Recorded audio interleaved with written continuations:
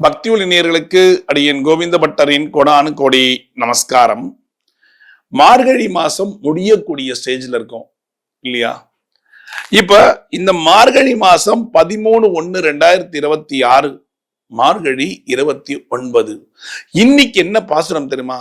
சிற்றம் சிறுகாலை வந்துன்னை சேவித்துன் பொத்தாம் அடியே போத்தம் பொருள்களாய் பெத்தம் மேதுன்னங்குளத்தில் பிறந்து நீ குத்தேவல் எங்களை கொள்ளாமல் போகாது இத்தை பறைகொள்வான் அண்ணுகான் கோவிந்தா எற்றைக்கும் ஏழு பிறவிக்கும் முந்தன்னோடு உத்தோமே யாவோம் உனக்கே நாம் ஆட்செய்வோம் மத்தவை காமங்கள் மாத்தேலோர் என்பாவாய்.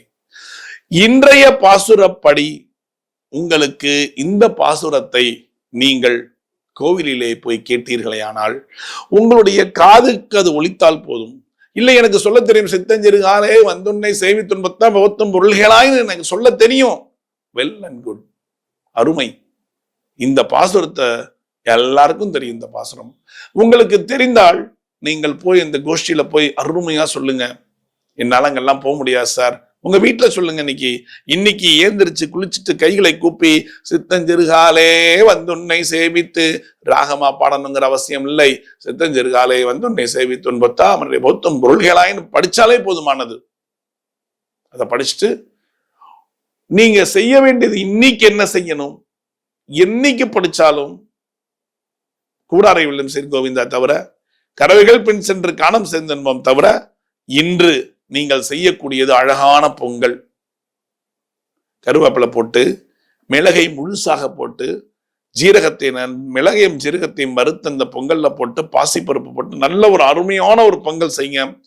உங்க வீட்டுல இருக்கிற கடவுளுக்கு, உங்க வீட்டில இருக்கிற பூஜா ரூம்ல இருக்கிற கடவுள்களுக்கு அதை நைவேத்தியம் பண்ணி நீங்கள் உங்களுக்கு தெரிந்தவர்களுக்கெல்லாம் கொடுக்கலாம். இல்ல உங்க வீட்டு வாசல்ல வச்சு யார் யாரெல்லாம் போறாங்கன்னு நான் தொன்னையில தரேன். ரொம்ப ரொம்ப ரொம்ப நல்லது. சரி, கொடுத்தா எனக்கு என்ன நன்மை? உங்கள் பாவங்கள் முற்றிலுமாக கழியப்படும். கர்ம வினைன்னு சொல்லுவாங்க. போன ஜென்மத்துல நான் என்ன பண்ணேன்னு தெரியல, கர்ம வினை என்னை போட்டு தாக்குது. இந்த பாசுரத்தால் இன்னைக்கு நீங்க உங்க வீட்டுல பாசுரத்தை படிச்சுட்டு பொங்கல் செய்து நீங்கள் விநியோகம் செய்தால் உங்கள் கர்ம வினைகள் ஓரளவு உங்களை விட்டு ஒழிஞ்சுவிடும். எல்லாம் சொல்லுவாங்கல்ல, என் வீடு நன்னா இல்ல, எங்க போனாலும் ஏதாவது ஒரு ஆக்சிடென்ட் ஆகி வருது, வீடு சரியில்லைன்றாங்க, வாஸ்து சரியில்லைன்றாங்க. இன்னைக்கு உங்க வாஸ்து கம்ப்ளீட்டா நீங்க சரி பண்ணிடலாம். சரி பண்றதுக்கான பாசுரம் தான் இது சித்தஞ்சிறுகாலை. ஏன்னா இந்த சித்தஞ்சிறுகாலை பாசுரத்தை கேட்டா ரெங்கநாதருடைய கடாட்சம் கிடைக்கும். இந்த ரெங்கநாதருடைய கடாட்சம் கிடைச்சா ஆண்டாளும் லட்சுமி உங்க வீட்டுக்கு வருவாங்க. அப்ப இந்த வீட்டுக்கு வரும்போது உங்க வீட்டுல இருக்கிற வாஸ்து குறைபாடு நீங்கிடும். அப்ப இந்த வாஸ்து குறைபாடு நீங்கிடுச்சுன்னா, ரெண்டாவது, எங்க வீட்டுல இருக்கக்கூடிய குழந்தைகள் படிக்க மாட்டேன்றாங்க, எப்ப பாரு சுத்திக்கிட்டே இருக்காங்க, ஏதாவது பண்ணிட்டே இருக்காங்க, வீட்டுல அராஜகம் பண்றாங்க. நிறைய பேர் வீட்டுல நீங்க ஒரு பெரிய பிரச்சனை, செல்போன். அந்த செல்போன் எடுத்துட்டு படிக்கிறதே கிடையாது குழந்தைகள். அவங்க நல்லா படிக்கணும்னா இன்னைக்கு ப்ரே பண்ணிக்கோங்க சித்தஞ்சிறுகாலை. ஏன்னா மார்கழி மாசம் முடிகின்ற தருவாயில் இருக்கிறது. இன்றைக்கு 29. இந்த நாட்களை விட்டா நீங்க ஒரு வருஷத்துக்கு நீங்க காத்திருக்க வேண்டியது வரும். ஈஸியா உங்க கையிலேயே இருக்கக்கூடிய இந்த நாள் படிக்கணுமா, இந்த பாசுரத்தை சொல்லி வேண்டிண்டு பிரசாத விநியோகம் பண்ணுங்க. உங்க வீட்டுல கஷ்ட காலங்கள் இருக்கு, கஷ்டமா இருக்கு, எனக்கு எப்படா இந்த கஷ்டம் விடியும் நினைச்சுட்டு இருக்கீங்க, இன்னைக்கு இந்த பாசுரத்தை மட்டும் படிச்சுட்டு பொங்கல் விநியோகம் பண்ணுங்க.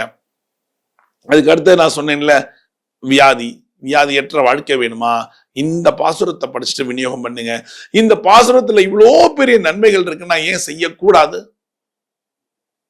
காலையில எழுந்திரிச்சு குளிச்சுட்டு இந்த பாசுரத்தை படிச்சுட்டு பொங்கல் முன்னாடியே பொங்கல் பண்ணிட்டு இந்த பாசுரத்தை படிங்க. ஆனா 6 to 7 இதை முடிச்சுக்கணும். மார்கழி அப்படிங்கறத 6 to 7 முடிஞ்சிடணும். 5 to 6 தான் கணக்கு. பரவாயில்ல, நீங்க ஆபீஸ் அது இதுன்னு போறீங்க, தூக்கம் கொஞ்சம் கெட்டு போயிருக்கும், பரவாயில்ல, 6 to 7 முடிங்க.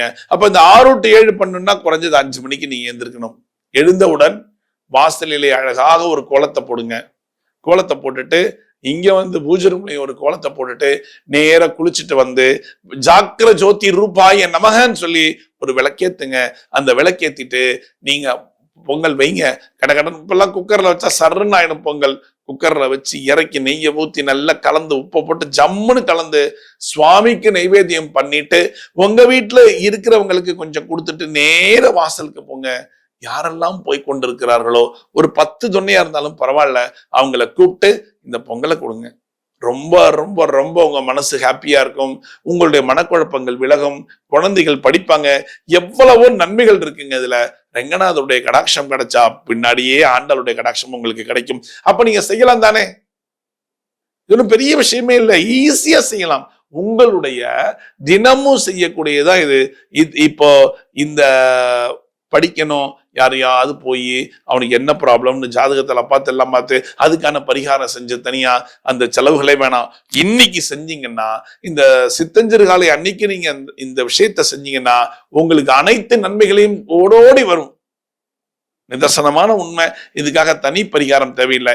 இதையே நீங்கள் பரிகாரமாக செய்தீர்களே ஆனால் அனைத்து செல்வங்களும் அனைத்து வளங்களும் ரெங்கநாதருடைய ஆசீர்வாதத்தாலும் பெரிய பெருமாள், பெரிய பிராட்டியார், ரெங்கநாயகி தாயார் அவர்களுடைய ஆசீர்வாதமும் எல்லாம் வல்ல எல்லா இறைவனும் அவர்களுடைய ஆசீர்வாதமும் எல்லா தாயாருடைய ஆசீர்வாதமும் உங்களுக்கு கண்டிப்பாக கிடைக்கும்.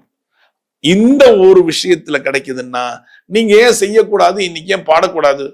பாடலாம்ல, பாடிட்டு வாங்க. சித்தஞ்சிறுகாலே வந்து உன்னை சேவித்துன்னு பாடிட்டு காலங்காத்தால போய் பாடிட்டு வீட்டுக்கு வந்து வீட்டுல பண்ணிட்டு விநியோகம் பண்ணுங்க. கோவில் ரொம்ப தூரம் இருக்குன்னு போக முடியாதவங்க காலங்காத்தால 6 to 7 நிவேதனம் பண்ணுங்க. அதுக்கேத்த மாதிரி சமைங்க, பூஜை பண்ணுங்க. 6 to 7 முடிச்சுட்டு கொண்டு போய் விநியோகம் பண்ணுங்க. உங்களுக்கு அவ்வளோ பெரிய கோடானு கோடி நன்மைகள் உங்களுக்கு கிடைக்கும். சரிங்களா? இது கடவுள் நமக்கு கொடுத்த ஒரு ஆப்பர்ச்சுனிட்டி. தயவு செஞ்சு செய்யுங்க. நீங்க நல்லா இருப்பீங்க. உங்க பிரச்சனைகள் எல்லாம் சால்வ் ஆயிடும். மீண்டும் ஒரு சாஸ்திர சம்பிரதாயத்துல நான் உங்களை சந்திக்கிறேன். பக்தி ஒளி நேயர்களுக்கு என் கோவிந்த பட்டனின் கோடானு கோடி நன்றிகள்.